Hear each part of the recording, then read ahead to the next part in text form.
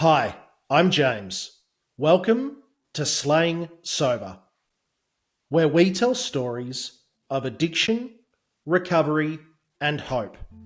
Wherever you are on your sober journey, know that you do not stand alone. Welcome back to Slaying Sober. Today, I'm joined by Jasmine. Growing up in Melbourne's northern suburbs with a devoted single mum, Jasmine's life has been shaped by resilience, loss, and love. But years of trauma, toxic relationships, and heavy drug use left her feeling like she was drowning. The lifeboat was just out of reach. Her addiction slowly isolated her from the people who loved her most. Sundays, once cherished for family time, had been written off or cancelled altogether because they knew she wouldn't make it home from the weekend bender. Jasmine didn't believe she fit the mould of what an addict looked like, and that belief kept her trapped for far too long. Then came Mother's Day, the day that changed everything. In one heartbreaking moment, Jasmine hit a point of such desperation that she thought there was no way out. But that same day also became her turning point, the moment she chose life, recovery, and rebuilding her self-worth. This conversation is about recovery, connection, and what it feels like to fight your way to the surface when you've spent years underwater. This is Jasmine's story. Hi Jasmine, thanks a heap for joining me today on Slaying Sober. Thank you so much for having me. It's a privilege. I'll look forward to hearing more about your story. Thank you. I wanted to start this conversation with you telling me about your mum. Oh God, it's going to make me emotional straight off the bat. She is one of the purest women I know, and I think one of the purest women anyone could ever meet. She was a single mum from when I was 8. And she really she made a lot of sacrifices to make sure that myself and my brother, had what we needed and that there was food on the table and a roof over our head. And, for a lot of our life growing up, there was, poverty, and we weren't by any means anywhere near well off, but we never went without either. And even if it meant that she, didn't eat or she struggled, there was an abundance of birthday gifts and Christmas gifts, and all the occasions were always special. And she always made a conscious effort to give us her time and her attention, her love and support. And I owe everything to her. I really, and not just for that, but all the ongoing support she's given me. Really, I couldn't have done any of it without her. It's really beautiful. Tell us about some of your fondest childhood memories.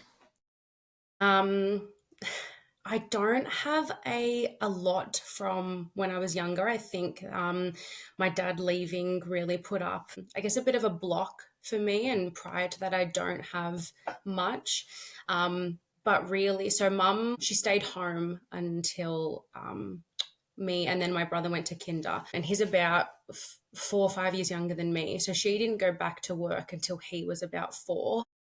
So what I do have is her giving me her time and always going out of her way to do activities with me and do as much as she could, like even down to, there wasn't much money, but she'd go out of her way to look up all the different free activities and things she could do to, across school holidays, and, going to the shops and doing those little pop-up activities that they have over the school holidays, doing hopscotch in the driveway with the chalk.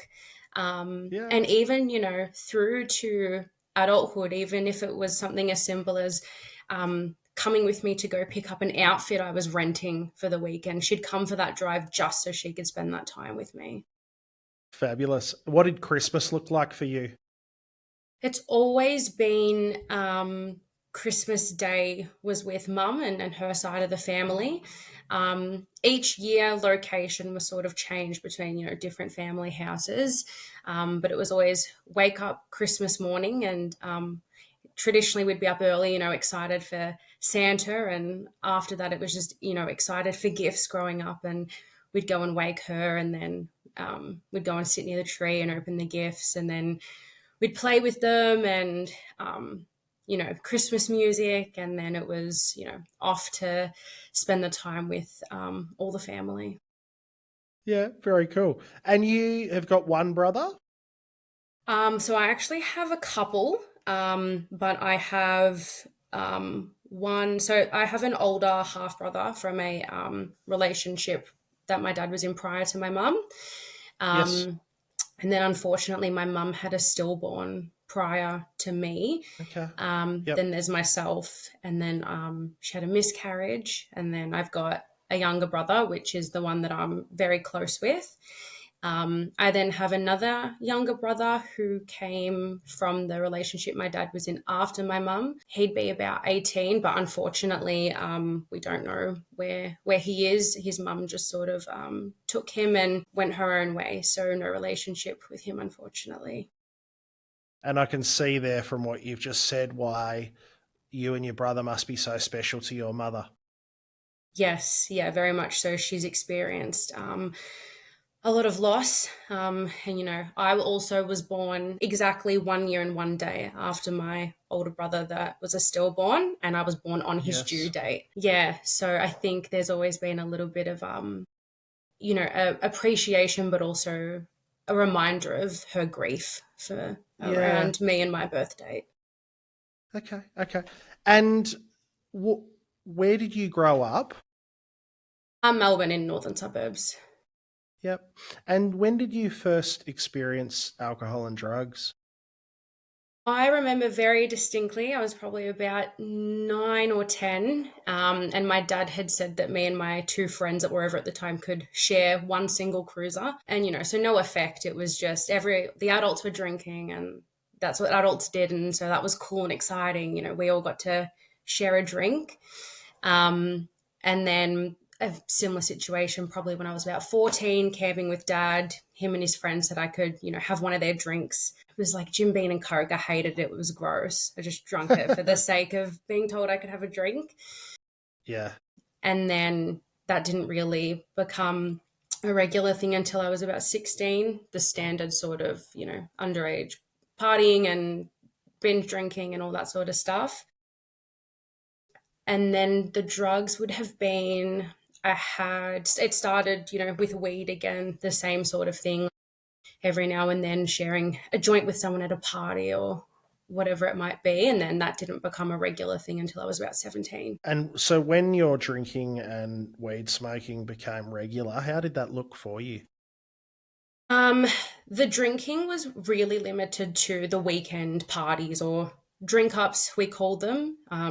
Yep. Literally just going to someone's house and getting obliterated.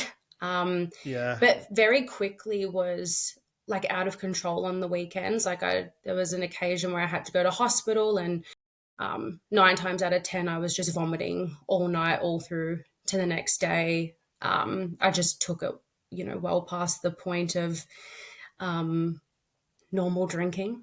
Yeah. And then the weed use. My best friend at the time, she was a smoker as well. And so we'd often, pretty much every day, go back to her house after school and we'd smoke. And we'd also wake up early and smoke before school, and then smoking on the weekends as well.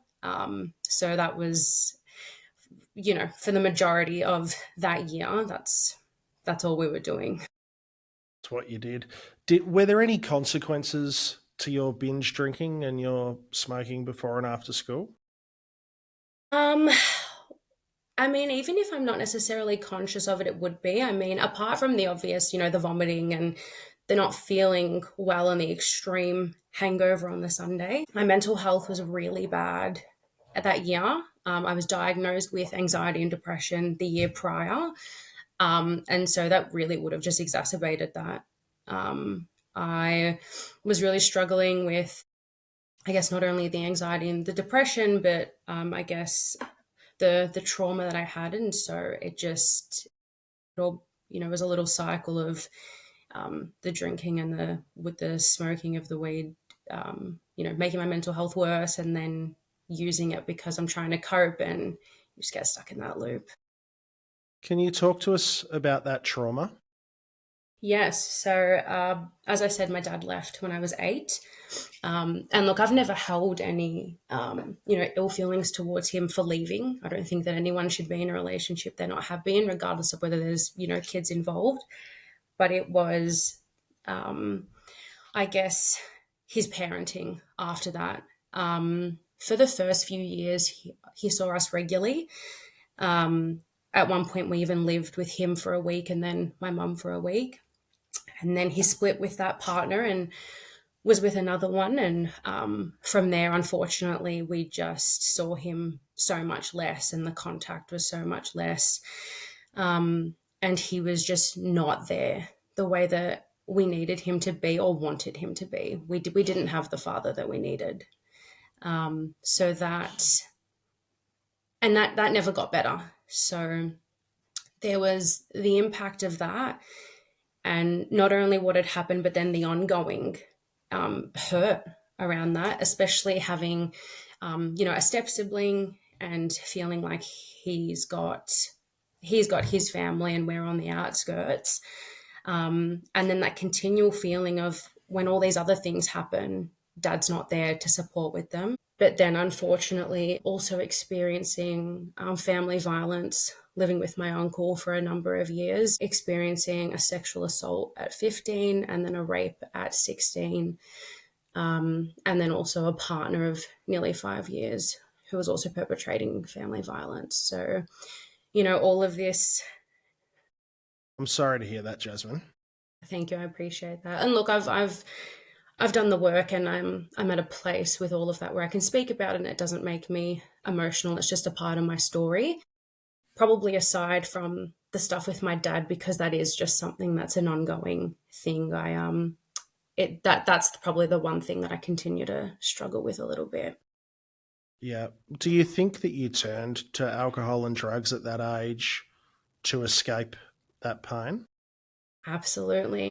Yeah. Without even realizing. It took me a really long time to realize that's what I'd done.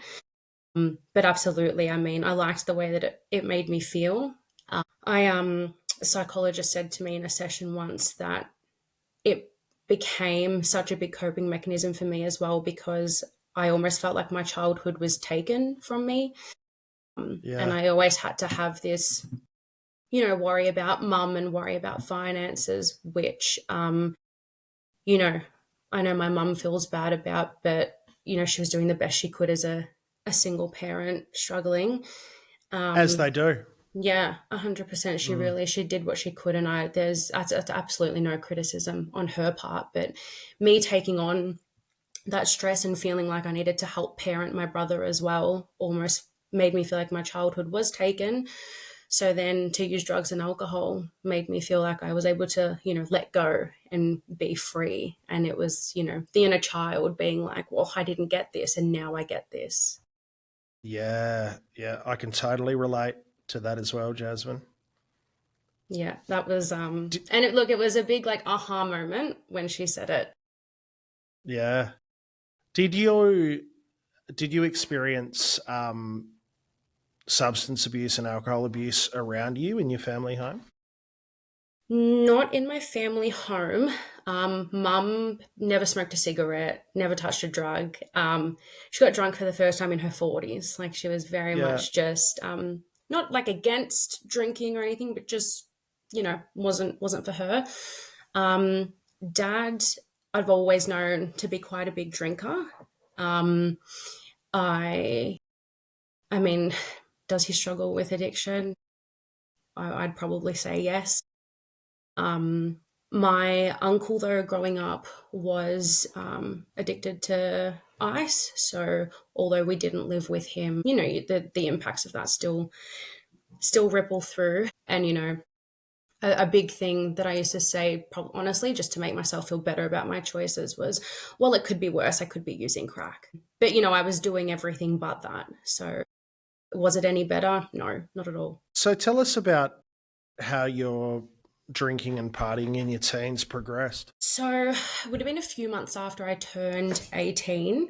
I started using drugs more. And I mean, as an adult, I really wasn't an early adult. I wasn't that much of a drinker. That sort of just died off. And it very quickly turned into going out every single weekend. And, what I was using and the amounts that I was using just gradually increasing because you build up a tolerance. And, it goes from, taking 1 to 2 pills on the weekend to taking 10 pills to also using speed with that, using ketamine with that, using cocaine with that. Just, about whatever was accessible, really. And then I went through a period of not using by choice, but not by choice. My partner at the time had said, if you use again, I'll leave you. And so I stopped. But I stopped, but the urges, the cravings, that never left. The thought process, and I guess the way you are when you're an addict, that didn't go away. I was just physically not using drugs. Why did he put that ultimatum to you? Honestly, I don't know. I think it was probably just part of that control that he wanted to exert over me. Because it ended up being maybe about a year or two after that I was actually on a smoke break from work. I was bartending on the weekend, and he happened to walk past with his friends, and he was high as a kite, and I was like, I thought you didn't want me using. And then it was from there that I was allowed to again, but in moderation. It's yeah, I was wondering whether it was because of the consequences or it was that sort of coercive control that we know about in domestic violence I would absolutely say it was situations. more Yeah. about the control. So how did that relationship end? He did end up leaving me, which absolutely is a blessing. It was sort of getting to a point where I was just crying all the time to my mum, not in a good headspace all the time, not even able to connect with him properly. Like, there was no room for any form of intimacy. Like, subconsciously, my brain, I guess, was going, this person is so horrible to you, so I'm not. Like, it was like putting a wall up. And I'd really gotten to the point of being like, God, if things don't change, like, ASAP, I need to leave. And then he did me the favor of leaving. And how did your drug use change from there? My God, did it skyrocket. I I'd been, I guess, I'd felt caged, like, oh, I can use, but only little bits. And I was lying. Sometimes we'd go out and he'd go home before me, and I'd come home afterwards, and he'd ask if I'd used, and I'd lie and say no, because it was just easier than dealing with Yes. the consequences of him, being funny to me about it. And so I felt really limited. And then we broke up, and then, that was it. And I guess that was You also had a your lot. freedom. Yeah, freedom, and Mm. also coping. After you're not in a relationship where you were being abused, you really, it really breaks you. It breaks you. It really tears away at you, and it makes you really question yourself and doubt yourself and gaslight yourself and be like, oh, what was it that bad? And, well, if it was that bad, why did I stay? And how did I stay and let someone do that to me when I said I never would? And that takes a toll on you mentally. Yeah, no doubt. So, yeah, I can imagine. So, how long did you continue to take drugs for before you understood it to be a real problem? Oh, so that would have been in 2022. We broke up in about April. And then I started using heavily again. Um, and then it would have been possibly towards the end of that year, I started going, oh, I think this might be a little bit of an issue, and it's having some negative consequences. And what were those consequences? I am someone who hates not being able to sleep. So one of the big things for me was the not being able to sleep, and then, feeling like complete shit on the Monday because I hadn't slept. Um, Noticing that any plans that I had on a Sunday, I was, in a state for, and I was starting having to cancel some of those things. And look, that just got worse and worse. I mean, probably in the last year of my use, more specifically my family, they just completely stopped making plans with me on Sundays because they were like, you don't come home until Sunday afternoon. So why would we, make plans with you? My work being impacted. There were a few periods where I was off work for an extended time, like 3 months at a time. Okay. People at work not thinking that I'm reliable and not even knowing why, but just going, there's something going on for her clearly. She doesn't want to open up about whatever that is, and she's not reliable. The financial impact, not saving anything and really chipping away at savings, and physical health impacts. I mean, my skin, which is very clear, was riddled with acne, and I was convinced it was the skincare. So I went out and spent, all this money on skincare to try to fix it when that very clearly was not the problem. I've heard that excuse before from my wife, I think. I've got to get down to Mecca. Yeah.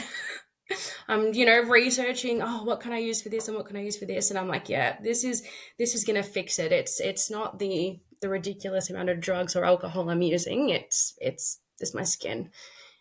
Isn't that the addict behavior as well, though, that let's quick fix, that'll make it better. And we look everywhere else apart from at ourselves and our own behavior. I can really relate to that. Yeah, and I think it's very easy to do. I think it's very hard to, especially in the beginning, to be completely honest with yourself. Hmm. Absolutely. Tell me about what happened on Mother's Day this year. Um, so I had plans with a group of my friends to go out for what was supposed to be dinner and drinks. And I've really, really fought with myself about going and, do I drive maybe? And then, I won't go out because then I know I have to drive home. But then being honest with myself and being like, I'll drink and use anyway, just not the same amount. And then I'm going to drive home like that. I shouldn't be doing that. All right, it's all right. I'll just go for a little bit. I'll just have a few drinks and I'll go home. And then that very quickly turned to, begging my friends to give me some of the stuff that they had on them. And one of my friends had said, well, no, you've got a serious like cocaine problem. So I won't give you any of that, but I'll give you some of the ketamine. And I was like, yeah, okay. I'll just do that. That's not my problem drug. And then that very quickly turned into a manipulative conversation with another friend being like, oh, like, it's fine. Just give me some, it'll be fine. I just need it to get through the night, or I'm so tired, like I won't be able to last. And then before you know it, I'm in a car park with nobody that I know, just so I could stay out and keep using. And I had to call out my dad and my stepmom to come and get me from my friend's place afterwards. And because my car was there, so I couldn't just Uber home because my car was at my friend's. And I felt really bad because I was like, it's Mother's Day and this is what my stepmom is doing. And this is how I'm going to be taken home to my mum, who I literally owe my life. Like, this is so unfair to her. Like, today's Mother's Day because the Sunday was the Mother's Day. And while I was waiting for my my stepmom and dad to pick me up, I had come to the conclusion that I needed to commit suicide because I'd been trying and fighting for so long to stop. And I didn't want to die, but I felt like that was the only option I had left. I thought nothing is going to fix this and nothing is going to fix me. How am I ever going to be able to stop? I can't live the rest of my life like this. I'm so trapped. And I really had felt for a long time, like the best way to describe it, which, I'm sure is nothing new for other addicts, and I'm sure they've experienced the same thing. It's like you're drowning and the lifeboat is just beyond your fingertips, but you just can't quite grab it. Like it's just out of reach. Like, what your problem is, what, especially for me with the work that I do, I know exactly what resources are there. I know what needs to be done, but I just can't do it. And that, it scared me. That day just snapped me out of it. I was like, I just contemplated ending my life and ruining so many lives of the people around me by doing that.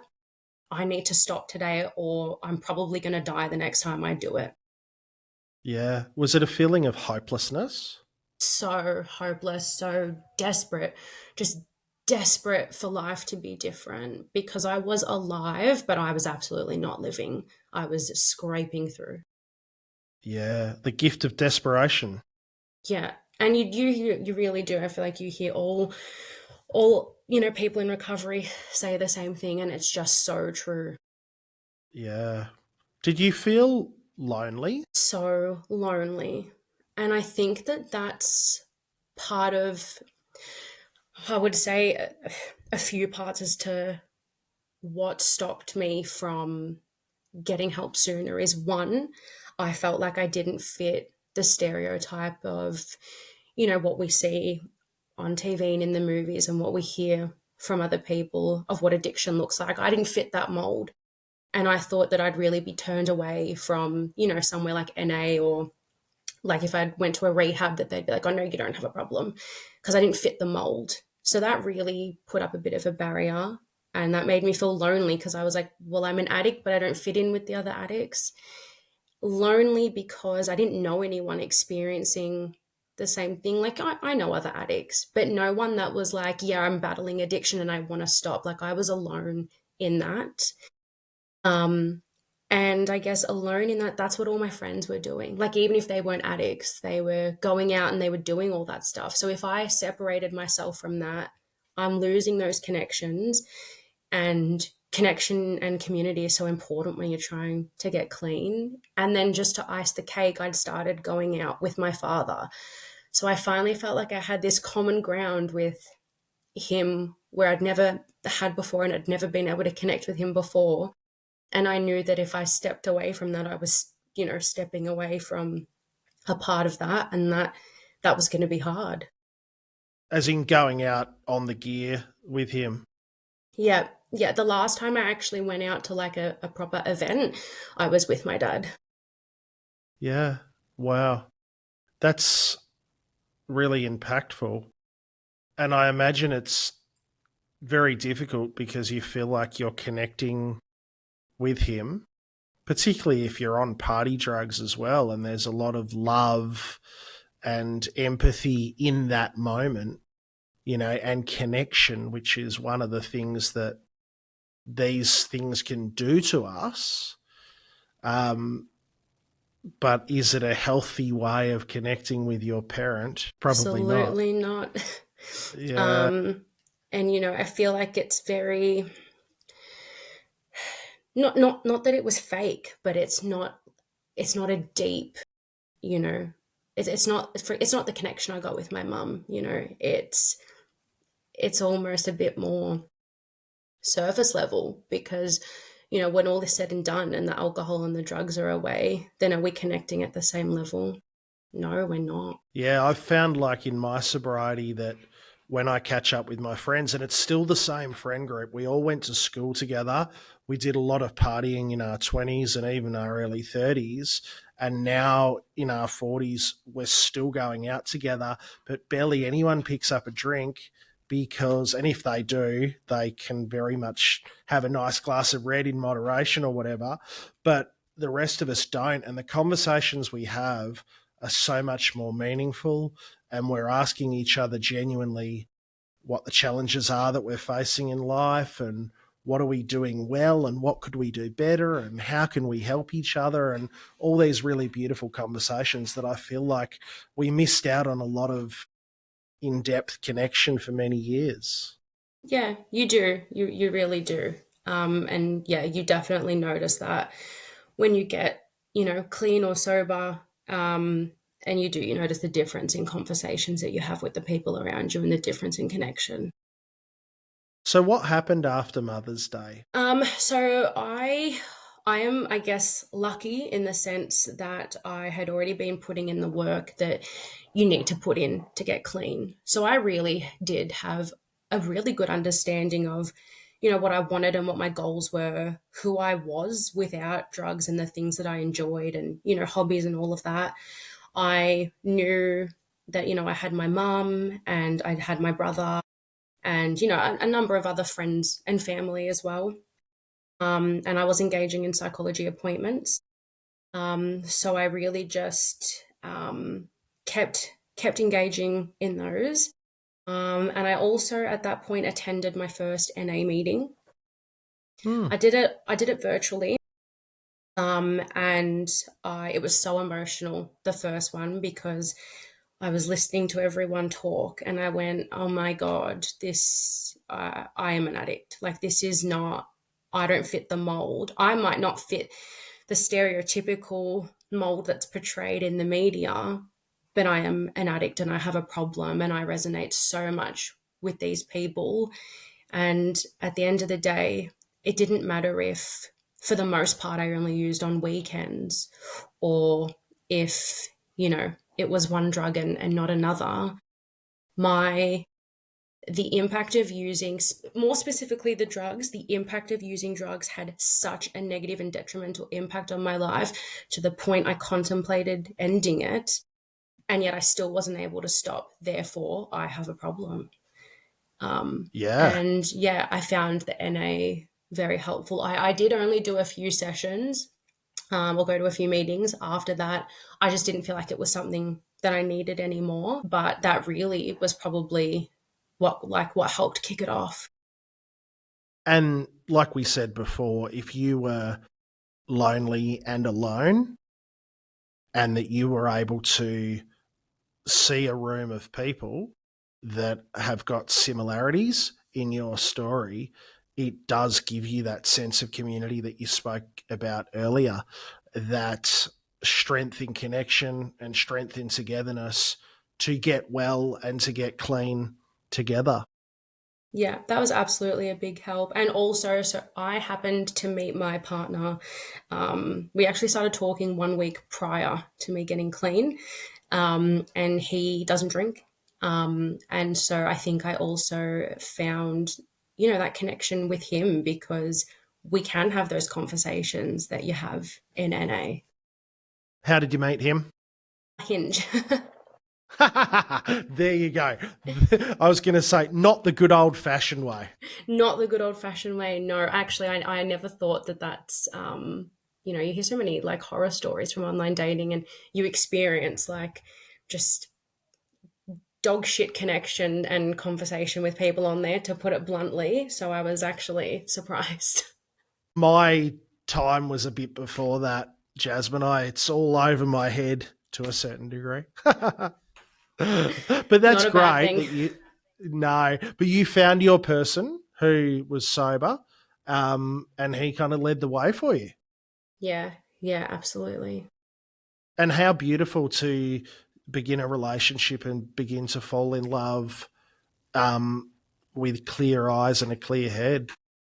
Yeah, honestly, am I feel really, like, really blessed to have him and the relationship that we've got. And I'm very glad that none of that begins with any negative memories for myself of using. And look, he'd told me later down the track if I was in active addiction, like, he wouldn't have dated me. That's just a boundary of his. So, an added reward for me. Yeah. Does he have a story of addiction as well? Yeah, he does. Yep. Yep. So he's in recovery himself. Yeah, yeah, he hasn't drunk for a number of years now. Yeah. Wow. Yeah. That's really cool that you can share that. Yeah, yeah, very Strength in lucky. togetherness. Yeah, absolutely. So tell me about your recovery now. How does that look? What tools do you use? I feel like it's such a mix of things. I kept going with the psychology appointments until it got to a point where, I mean, we were really essentially just sort of chatting about all things good. I have her details though. I can check in with her, sorry, whenever I want for, like, a maintenance sort of appointment. Yep. I stopped going out completely for a period of time.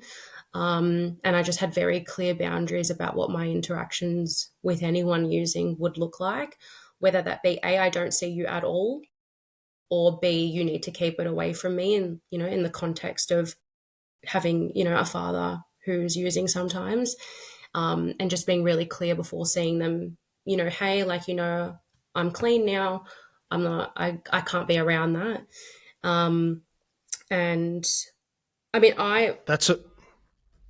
No, Yeah, sorry. that's a beautiful one. Setting boundaries is just such an important part of early recovery in particular. In particular, You well have done. to. And look, I feel like there are always going to be people that don't necessarily understand, and they're like, oh, why can't you come to this? And it's like, but at the end of the day, if I don't look after me, you're not going to. I have to make, the hard choice and look after myself because no one's going to do that for me. Yes, yeah, absolutely. And then, I mean, really just I do whatever I want, if that, like, in a positive way. Yeah, I do the things that are going to make me feel good. So I go to the gym. I love getting like outdoors, like going for a walk when it's sunny, or especially in the warmer weather, like the beach and sort of all things water. Um, and if that nature. mean, yeah, nature huge for me. If doing what I want means I have to cancel on a friend because I'm feeling a bit burnt out, then sorry, I'm going to do it. So it's really just about making active choices to do the things that make me feel good. What about connection and community? So I've got a couple of like long-standing friends from high school who don't use, socially drink. And I do things with them. And so I am someone who, part of my story is that I do still drink. Once I got clean and I addressed, all that underlying stuff, in hand with that went the capacity to drink like a normie. So, I can have a drink at dinner today and then not drink for 2 months. And I don't think about it. I don't feel like it. It's I, not the obsession. yeah. And like, for example, you won't see me ordering a vodka Red Bull. I can get a Red Bull. If I'm drinking, it's with intent. I'll order a cocktail that I genuinely enjoy the taste of because I enjoy the taste. And it's just very, yeah, it's responsible. It's completely normal, as you would say. So I'm lucky in that I do sometimes still get to, now that I'm at a point where I'm comfortable and okay with being out in a setting that's like a bar or whatnot, that I can go to a friend's birthday and have a few drinks for her birthday. And then I leave at, 10 p.m. Or, the other night I went to dinner with one of my friends and we had a few drinks. So I've got those friendships where there's, no drug use, very limited drinking. And when we do, it's very, responsible and it's not getting home at God knows what time. Um, and I'm very lucky that in getting clean as well, a friend that I met through the event scene, our friendship's been able to really grow and flourish from there because now I've got the time to nurture that friendship. That's beautiful. If I had a vodka Red Bull, there'd be a guy in a black Audi dropping a bag off to me an hour later. Like, that's what the boundary that I need to put in place. Like, I just can't pick up that at all because I might not come home ever again, you know? So and everybody's recovery is different. And that's why I love having these conversations. We talk about different drugs, different people, but the similarity is where it caused us a problem, we needed to address it, and we tell stories here of how we address that to get better.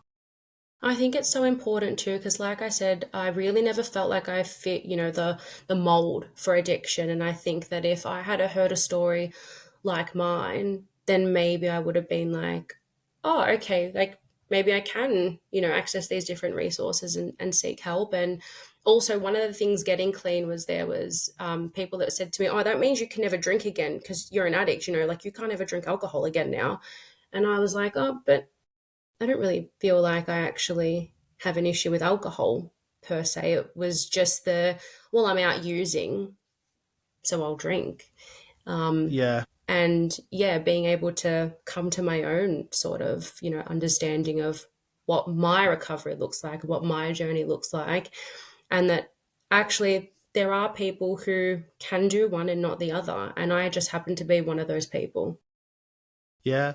And look, your story that you've told today, there'd be thousands, tens of thousands of girls going down Chapel Street in their 20s that are out there that start sharing a few pingers and go out in the dance clubs and, start mixing drugs, and it gets bigger. And, the next thing they're in a car park, with randoms, having a mental health episode, putting their lives in jeopardy. What you're saying today is brave and inspirational for others. Look, if my story helps half a person, then I'm happy, because something that I've really tried to advocate for since getting clean, to, like when you're telling your story and someone goes, shares something with you that, you can see they may be thinking about the possibility that maybe they've got an issue, is saying that it doesn't matter what drug it is or alcohol or how many times a week you're doing it or how much. But if it's impacting your life negatively and you still can't stop, then yeah, it sounds like there's an issue and you can seek help for it. You don't have to fit any specific type of mold. Yeah. What advice would you give to 25-year-old party girl Jasmine? Not to worry about being turned away by a service or any sort of help, and just seeking the help, and not being scared to, do what I needed to do, and just, I could go balls to the wall with the bag. So let's go balls to the wall with recovery. Love that. That seems like a beautiful place to wind up the conversation, Jasmine. I've really enjoyed today's conversation, and your mum must be so proud to have her daughter back, and a clean version of that daughter, and that relationship you can continue to nurture and nourish. Yeah, and I'll spend the rest of my recovery making it up to her, honestly. You have the opportunity to have a living amends, and give her a big cuddle from me and the Slaying Sober crew. And I can't wait to release your story, Jasmine. Thanks for joining me today. Thank you so much for having me. Thanks for joining us today on Slaying Sober. If you're sober curious, in addiction, or know someone who could benefit from listening, please share this episode with them. Jump over to Instagram and say g'day at Slaying Sober Pod, and follow us on Spotify to hear the latest episodes come out. Until then, keep slaying sober.